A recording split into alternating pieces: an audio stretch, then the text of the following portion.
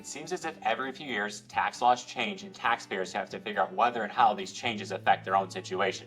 And this year is no different. Hi, I'm Nicholas Shaheen, Vice President and Financial Advisor here at Financial Services of America. Let's dive into those changes.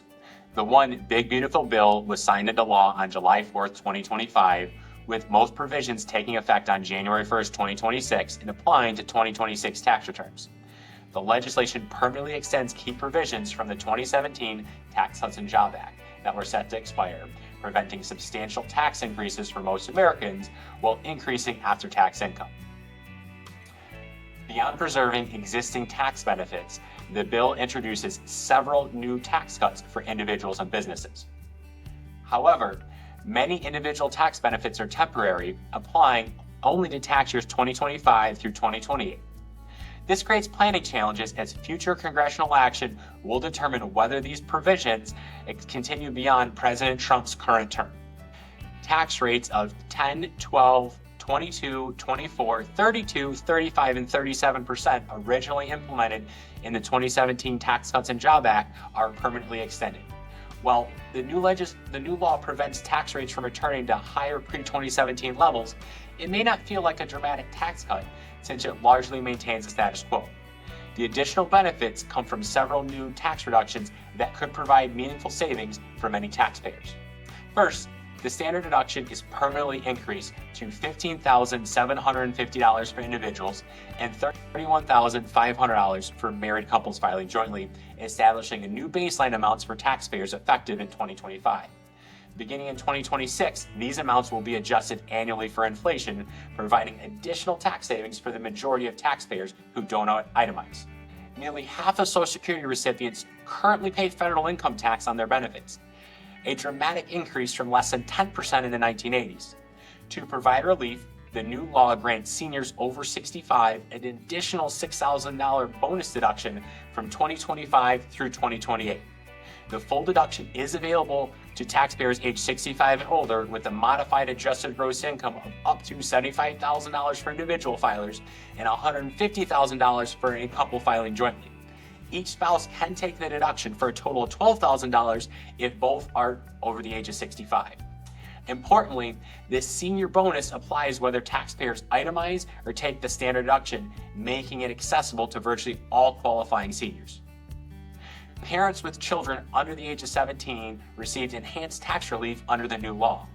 The legislation increased the existing $2,000 per child credit implemented by the Tax Cuts and Jobs Act in 2017 to $2,200 and makes it permanent, preventing it from dropping back to $1,000 after 2025.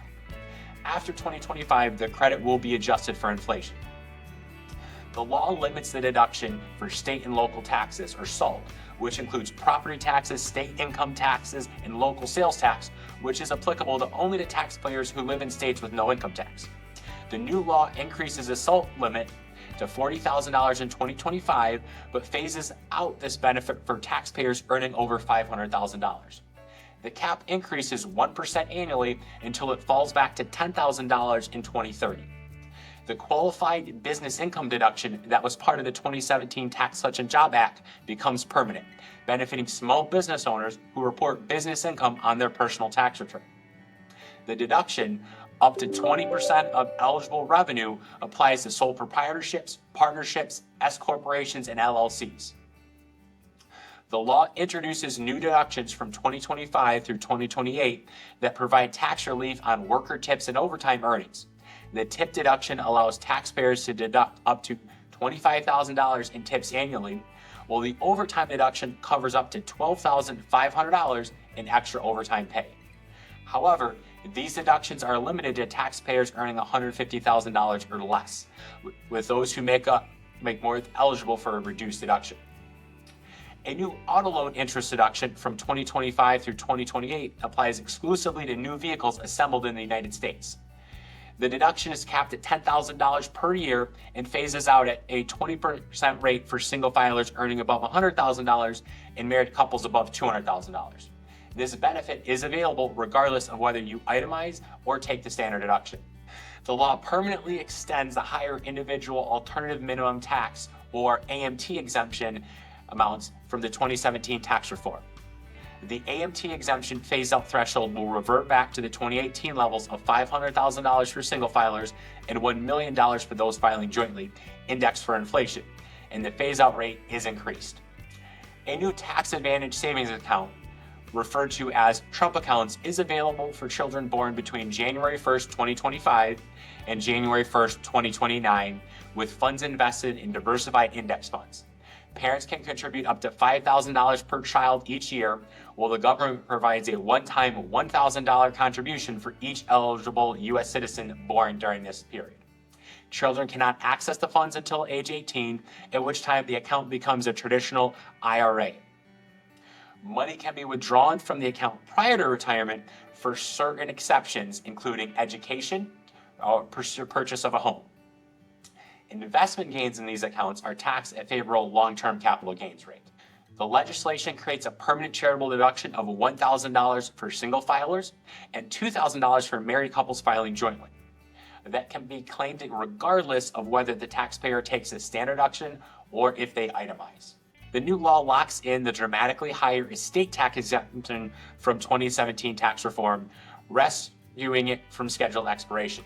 For 2025, individuals can shield $13.99 million from estate taxes, while married couples protect $27.98 million. These thresholds jump even higher in 2026 to $15 million for individuals and $30 million for couples, while automatic inflation adjustments will continue indefinitely.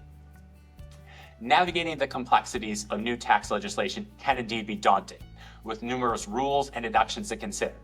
If you're already working with us here at Financial Services America, you can rest easy knowing your advisor is thoroughly analyzing the changes and will discuss their implications with you during your next review meeting. For those of you not yet partnered with us, ask yourself, has my current advisor explained how these changes affect me? If the answer is no, or if you still have questions, I invite you to reach out to our team.